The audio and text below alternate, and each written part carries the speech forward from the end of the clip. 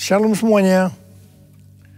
Pada waktu Tuhan Yesus ditanya oleh murid-muridnya tentang kedatangannya dan tanda kesudahan dunia ini, Tuhan Yesus menjawab dalam Lukas 21 ayat 11 bahwa salah satunya adalah penyakit sampar.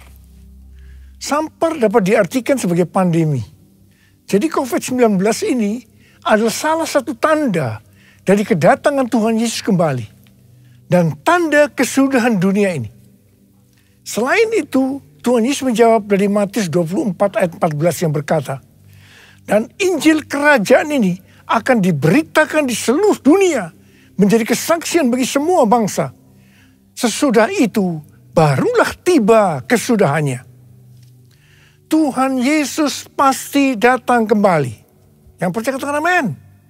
Karena itu dia memberikan amanat agung kepada kita, yaitu agar kita pergi dan menjadikan semua bangsa itu murid Tuhan Yesus.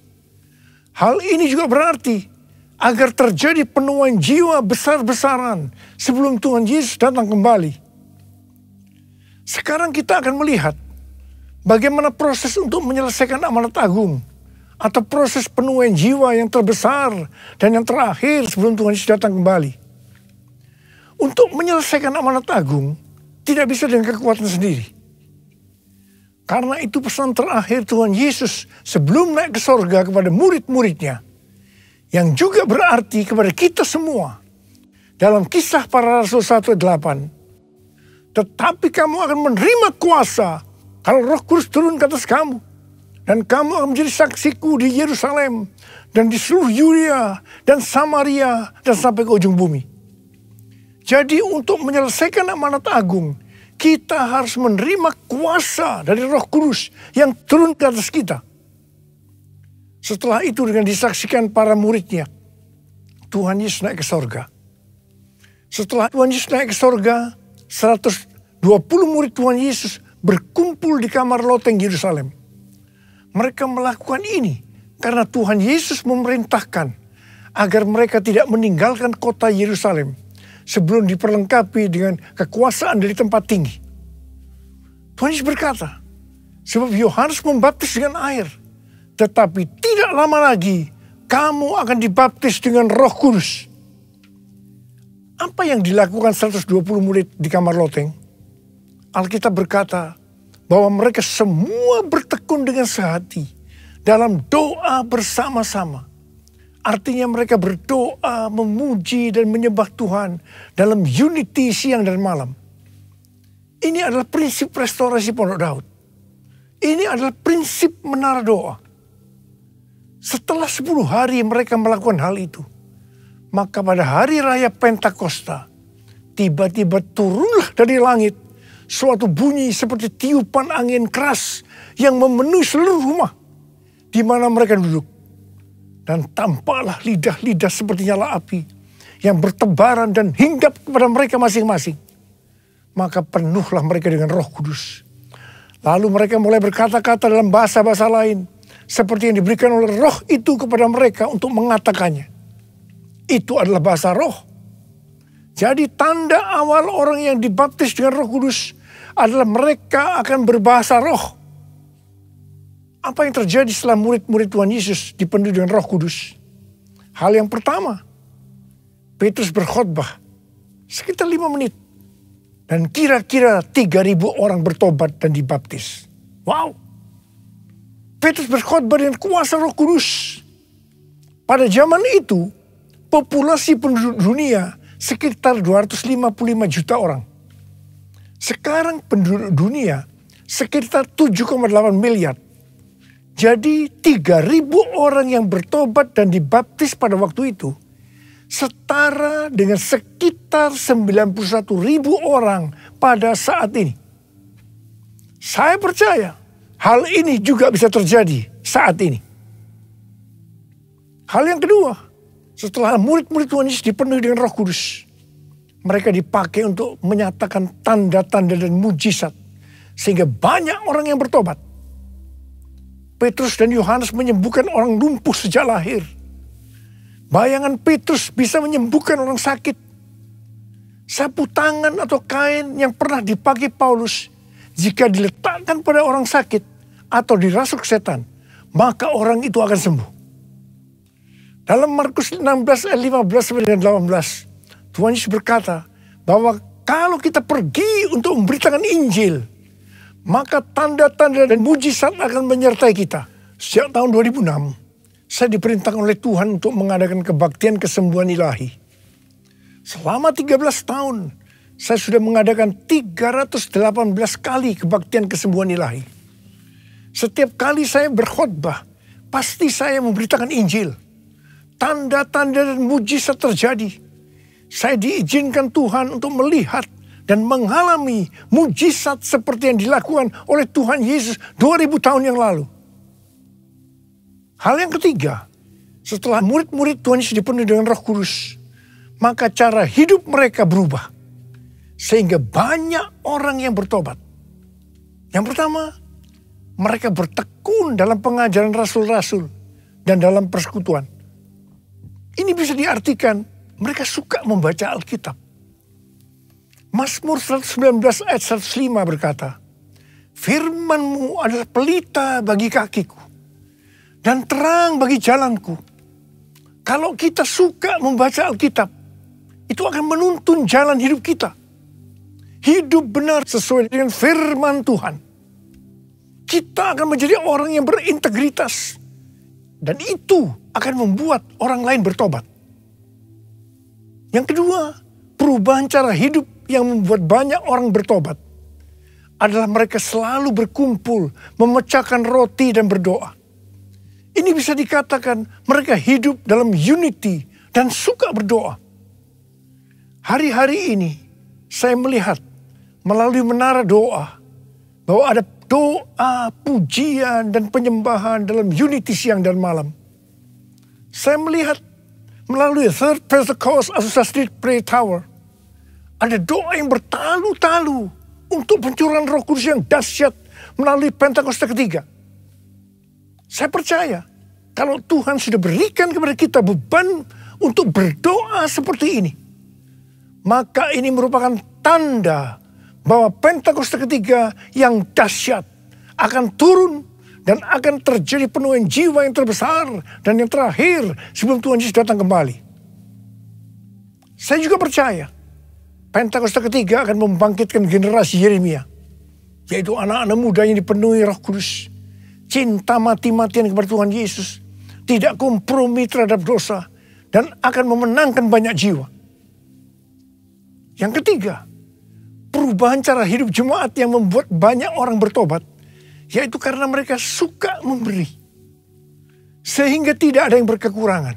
Dalam kondisi krisis ekonomi, akibat pandemi dan juga perang, hari-hari ini justru Tuhan Yesus menghendaki agar kita suka memberi. Alkitab berkata adalah lebih berbahagia memberi daripada menerima. Lukas 6 ayat 38 berkata, "Berilah dan kamu akan diberi. Suatu takaran yang baik, yang dipadatkan, yang digoncang, dan yang tumpah keluar akan dicurahkan dalam ribaanmu. Sebab ukuran yang kamu pakai untuk mengukur akan diukurkan kepadamu." Yang keempat, perubahan cara hidup jemaat yang membuat banyak orang bertobat, yaitu mereka selalu bergembira dan dengan tulus hati sambil memuji Allah. Hidup dengan tulus hati artinya hidup sebagai orang yang berintegritas. Jadi perubahan-perubahan yang terjadi dalam cara hidup jemaat yang membuat banyak orang bertobat adalah mereka suka membaca Alkitab. Mereka suka berdoa. Mereka hidup dalam unity. Mereka suka memberi. Mereka suka memuji Allah dan bergembira. Tulus hati atau hidup berintegritas. Dikatakan bahwa mereka disukai semua orang. Dan tiap-tiap hari jumlah orang yang diselamatkan bertambah. Haleluya! Firman-Mu pelita bagi kakiku, terang bagi jalanku. Firman-Mu pelita bagi kakiku, terang bagi jalanku.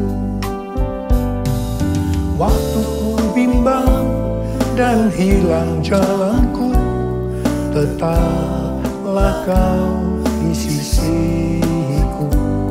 Dan takkan ku takut asal kau di dekatku, besertaku selamanya.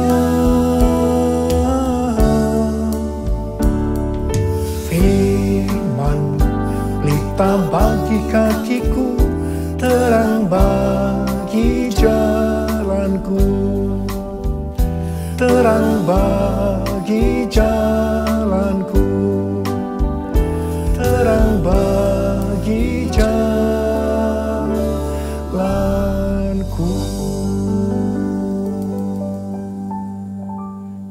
Saya percaya mereka menganggap bahwa pola penuaian jiwa hanya seperti itu. Mereka sebagai orang-orang percaya hidup dalam zona nyaman.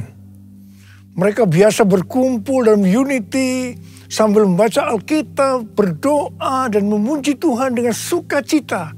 Tidak ada yang berkekurangan. Wow, siapa yang tidak mau menjadi orang Kristen? Tetapi ternyata supaya penuaian jiwa bertambah besar, Tuhan izinkan proses berikutnya terjadi, yaitu aniaya menimpa jemaat di Yerusalem. Selain rasul-rasul, maka mereka harus lari meninggalkan Yerusalem. Mereka pergi ke Yudea dan Samaria sambil memberitakan Injil. Jadi kalau tadinya penuaian jiwa hanya terjadi di Yerusalem saja, sekarang menyebar ke seluruh Yudea dan Samaria. Dan pola penuaian jiwa yang seperti ini masih terjadi sampai hari ini. Catatan sejarah gereja selama berabad-abad menunjukkan bahwa semakin gereja ditekan, justru Injil semakin menyebar dan diberitakan kemana-mana. Karena itu Tuhan izinkan hari-hari ini penderitaan, aniaya itu terjadi di antara orang-orang percaya, supaya terjadi penuaian jiwa yang lebih besar. Saya percaya melalui masa pandemi COVID-19 yang membuat kita tidak nyaman, banyak mengalami tekanan-tekanan, ada yang mengalami sakit, bahkan ada yang meninggal. Tetapi justru ini akan mempersiapkan penuaian jiwa yang terbesar dan yang terakhir dalam era Pentakosta ketiga ini sebelum Tuhan Yesus datang kembali. Ternyata pola penuaian yang terjadi di atas belum menyelesaikan rencana Tuhan. Karena selain penuaian jiwa harus terjadi di Yerusalem, di seluruh Yudea dan Samaria, tetapi juga harus sampai ke ujung bumi. Tuhan mempunyai cara untuk membuat penuaian jiwa itu sampai ke ujung bumi, yaitu dengan terjadinya perubahan paradigma dalam pelayanan. Selama ini pengertian tentang keselamatan hanya untuk orang-orang Yahudi saja. Tetapi melalui peristiwa Kornelius, di mana Petrus diutus oleh Tuhan untuk mendatangi Kornelius yang bukan orang Yahudi, untuk memberitakan jalan keselamatan.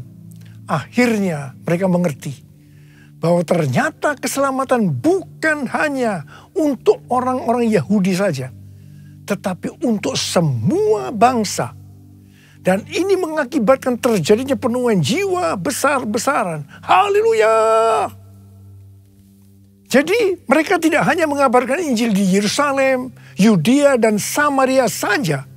Tetapi sekarang mereka termasuk kita juga pergi ke seluruh dunia. Proses perubahan paradigma dalam pelayanan ini tidak mudah. Petrus harus diyakinkan oleh Tuhan. Kalau Tuhan berkata halal, jangan kamu berkata haram. Orang-orang yang bukan Yahudi adalah haram di mata orang Yahudi. Proses itu masih terus berlanjut untuk memberikan pengertian kepada orang-orang Yahudi, golongan bersunat dan juga orang-orang Farisi yang sudah bertobat. Di mana mereka berpendapat bahwa orang yang bukan Yahudi yang percaya kepada Tuhan Yesus harus disunat dan diwajibkan mengikuti hukum-hukum Musa. Tetapi melalui sidang di Yerusalem, akhirnya mereka mengerti dan bisa menerima bahwa keselamatan bukan hanya untuk orang-orang Yahudi saja, tetapi untuk semua bangsa. Katakan amin. Dengarlah doaku, ya Tuhan doaku, biar semua suku bangsa datang menyembahmu. Yesus, Yesus, mulia namamu. Yesus, Yesus, mulia namamu. Mulia namamu. Mulia namamu.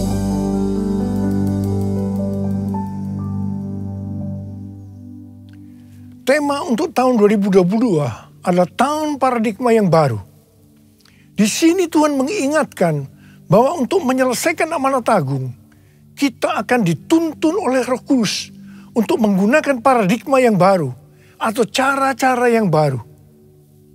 Pada awal pelayanan saya termasuk salah seorang yang dipakai oleh Tuhan untuk melakukan paradigma yang baru dalam pelayanan untuk menyelesaikan amanat agung.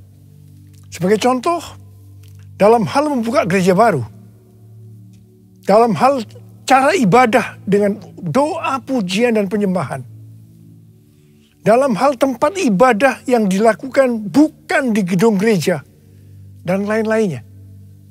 Semua itu selalu diawali dengan pro dan kontra. Sama dengan yang terjadi pada waktu zaman Kisah Para Rasul tadi. Pada tahun 2009, Tuhan berbicara kepada saya bahwa Tuhan akan mencurahkan Roh Kudus. Sehingga akan terjadi pencurahan Roh Kudus yang dahsyat. Pada saat Roh Kudus dicurahkan akan terjadi peristiwa seperti yang terdapat dalam Yoel 2 ayat 28-32. Di sini disebutkan bahwa pada saat Roh Kudus dicurahkan akan terjadi 3 tanda. Tanda pertama sesuai dengan Yoel 2 ayat 28 dan 29. Bahwa anak-anak, pemuda, dan orang tua akan dipakai oleh Tuhan secara luar biasa. Amin. Tanda yang kedua, sesuai dengan Yoel 2 ayat 30. Maka akan terjadi mujizat yang luar biasa. Tanda ketiga sesuai dengan Yoel 2 ayat 31. Maka akan terjadi goncangan-goncangan yang dahsyat. Dengan adanya 3 tanda ini, maka Yoel 2 ayat 32 akan digenapi. Akan banyak orang yang berseru kepada nama Tuhan. Dan mereka yang berseru kepada nama Tuhan akan diselamatkan. Ini berarti akan terjadi penuaian jiwa yang besar. Sejak tahun 2009, hampir di setiap khotbah, saya selalu mengingatkan tentang goncangan-goncangan ini. Dan ini terjadi hampir sekitar 10 tahun. Siapa mengira bahwa yang disebut dengan goncangan ini adalah pandemi COVID-19. Di mana di Indonesia dimulai tanggal 2 Maret tahun 2020. Kita melihat selama ini bahwa dengan adanya pandemi COVID-19 ini telah terjadi perubahan paradigma dalam pelayanan. Pelayanan secara online terbukti merupakan alat untuk mempercepat penyelesaian amanat agung. Yaitu dengan semakin cepat dan banyaknya orang yang mendengar dan mengenal Injil Kerajaan Allah. Hari-hari ini kita sedang memasuki masa penuaian jiwa yang terbesar dan yang terakhir sebelum Tuhan Yesus datang kembali. Pencurahan Roh Kudus yang dahsyat dari Pentakosta ketiga sedang terjadi. Hal ini seperti yang saya katakan pada waktu hari ulang tahun World Prayer Assembly atau WPA ke-10 di SICC lantai 11 pada tanggal 17 sampai dengan 19 Mei 2022 yang lalu. Tuhan berkata bahwa hari ulang tahun WPA yang ke-10 ini merupakan gong dimulainya pencurahan Roh Kudus yang dahsyat dari Pentakosta ketiga. Dan hal ini dikonfirmasikan juga oleh hamba-hamba Tuhan lainnya. Hari-hari ini ada 3 hal yang harus kita lakukan.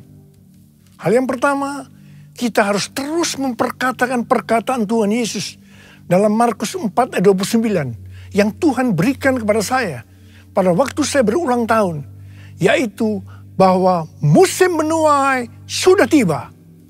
Sebab musim menuai sudah tiba. Hal yang kedua, kita harus lebih banyak berdoa, memuji dan menyembah Tuhan dalam unity siang dan malam. Hal ini bisa diartikan juga bahwa kita harus banyak masuk dalam menara doa. Hal yang ketiga, kita harus mempersiapkan pelayanan-pelayanan untuk menyelesaikan amanat agung. Maranatha, Tuhan Yesus memberkati kita semua. Saya mau berdoa buat saudara. Ada berapa banyak di antara saudara yang mau dipakai sebagai alat Tuhan untuk menyelesaikan amanat agung Tuhan Yesus? Saya boleh angkat tangan. Mari kita nyanyikan ini bersama-sama. All my life you have been faithful. All my life you have been so good. With every breath that I am able, I will sing of the goodness of God. All my life you have been faithful. All my life you have been so good. With every breath that I am able, I will sing of the goodness of God. I will sing of the goodness of God. I will sing of the goodness of God. Mari kita berbahasa roh. Sembah Tuhan Yesus, sembah Tuhan Yesus, berbahasa roh, berbahasa roh.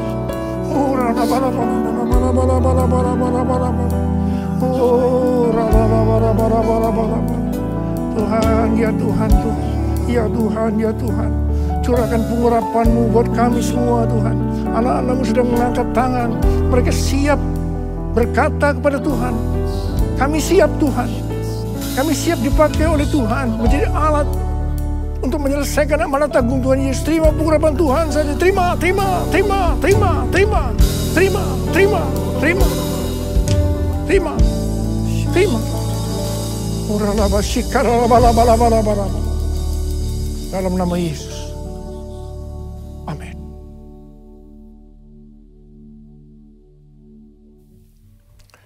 Mari saudara-saudara, kita akan masuk dalam perjamuan kudus. Kita akan mengingat ayat ini. Sebab setiap kali kamu makan roti ini dan minum cawan ini, kamu memberitakan kematian Tuhan sampai Ia datang. Perjamuan kudus adalah perjamuan Tuhan Yesus sendiri. Setiap kali kita masuk dalam perjamuan kudus, Tuhan Yesus selalu berkata, biarlah ini menjadi peringatan akan daku.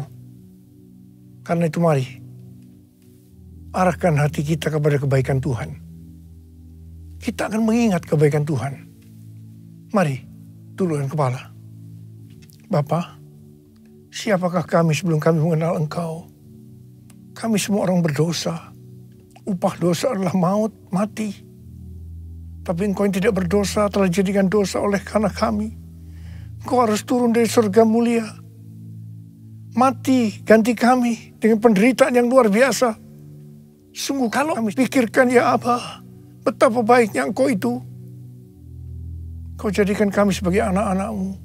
Engkau tuntun, Engkau bela, Engkau lindungi, Engkau berkati, Engkau sembuhkan kami.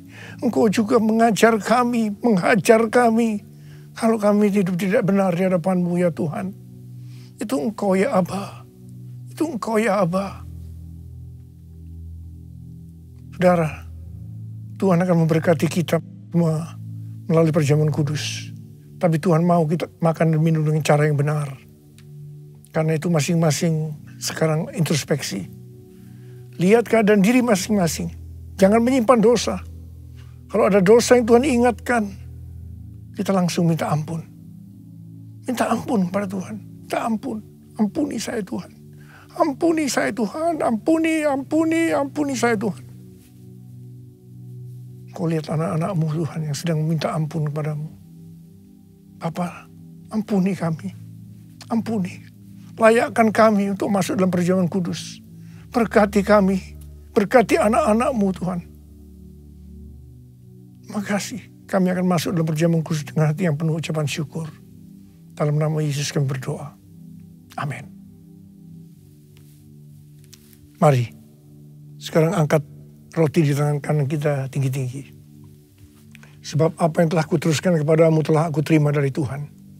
Yaitu bahwa Tuhan Yesus pada malam waktu ia diserahkan mengambil roti. Dan sesudah itu ia mengucap syukur atasnya. Ia memecah-mecahkannya dan berkata, inilah tubuhku yang diserahkan bagi kamu. Perbuatlah ini menjadi peringatan akan aku. Saudara kasih Tuhan, bukankah roti yang kita pecah-pecahkan ini adalah persekutuan kita dengan tubuh Kristus?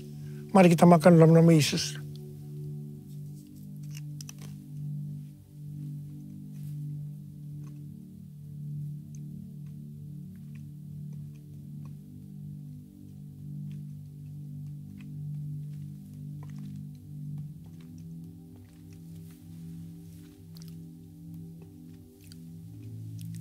Angkat cawan di tangan kanan saudara tinggi-tinggi. Demikian juga yang mengambil cawan sudah makan lalu berkata, cawan ini adalah perjanjian baru yang dimeteraikan oleh darahku. Perbuatlah ini setiap kali kamu meminumnya menjadi peringatan akan aku. Saudara kasih Tuhan, bukankah cawan pengucapan syukur yang atasnya kita ucapkan syukur adalah persekutuan kita dengan darah Yesus. Mari kita minum dalam nama Yesus.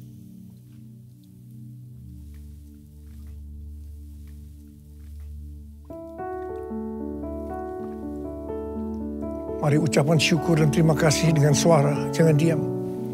Tuhan terima kasih ya Tuhan. Terima kasih ya Tuhan, terima kasih. Oh terima kasih. Engkau baik Tuhan. Engkau baik Tuhan. Engkau baik. Engkau baik ya Tuhan, Engkau baik. Kau lihat anak-anak-Mu. Mereka yang membutuhkan kesembuhan Tuhan. Mereka membutuhkan mujizat Tuhan. Ya Tuhan, Kau melihat tangan-tangan mereka yang terangkat. Siapa yang membutuhkan kesembuhan? Siapa yang membutuhkan mujizat Tuhan? Angkat tangan saudara. Terima kesembuhan, terima mujizat Tuhan, terima. Bapa, terima kasih Bapa, terima kasih Bapa, terima kasih Bapa, terima kasih. Oh Tuhan, Kau baik. Engkau baik dalam hidup kami. Engkau selalu baik buat hamba-Mu. Engkau selalu baik buat kami semua. Terima kasih Abba. Terima kasih. All my life you have been faithful. All my life you have been so good. With every breath that I am able, I will sing of the goodness of God. All my life you have been faithful. All my life you have been so good. With every breath that I am able, I will sing of the goodness of God. I will sing of the goodness of God. I will sing of the goodness of God.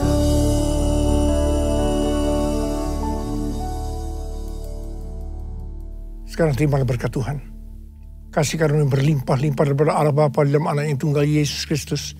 Persekutuan yang manis dengan Roh Kudus menyertai saudara sekalian mulai hari ini. Sampai Tuhan Yesus datang menjemput kita di awan-awan dan bahkan sampai selama-lamanya.